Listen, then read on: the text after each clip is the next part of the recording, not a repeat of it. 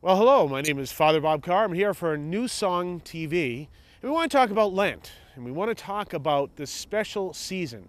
As we're discussing Lent, I'm going to tell you where I am right now. I'm in Roswell, Georgia, and when you think of Georgia, obviously think of, the sunny part of the east of the United States. Well, it isn't sunny. It's cloudy, it's cold, and as you can see, we're surrounded by ducks. And sometimes when we're looking for what Lent is all about, we can kind of think the same way. Oh, when I think of Lent, I think of 40 days of cloudy days in the cold. But let's look what Lent is really all about. It's a special retreat that the church gives us every year for us to grow in our faith and to look at those areas of our faith that are kind of separating us from coming to experience Christ more and living our faith more. So a lot of times people will say, well, Lent is that time I give up something. Maybe Lent is that time I give up candy. Well, I want to ask you to kind of look at it differently. Lent is a time for us to see what we need to do to grow in the faith. If that involves giving up candy, that's fine. But usually it involves doing something even more. For example, maybe it's a good time to improve your prayer life. So if you're not praying every day, Lent is a time to do so.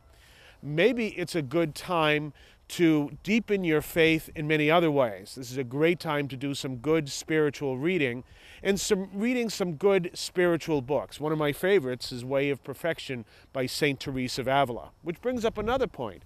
If you don't know what good book to read, then may I encourage you to read any book that has an author whose first two initials are ST, period, as in saint.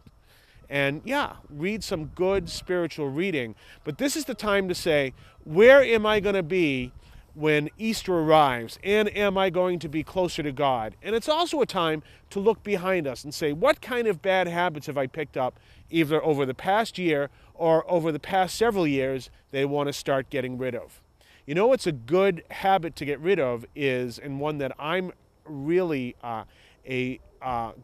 someone who has this habit a lot, is being grumpy. So if you find yourself not celebrating, not rejoicing, St. Paul tells us in Philippians 4, rejoice in the Lord always. So if we're not doing that, Lent is a great time to learn to rejoice, to be thankful for all things.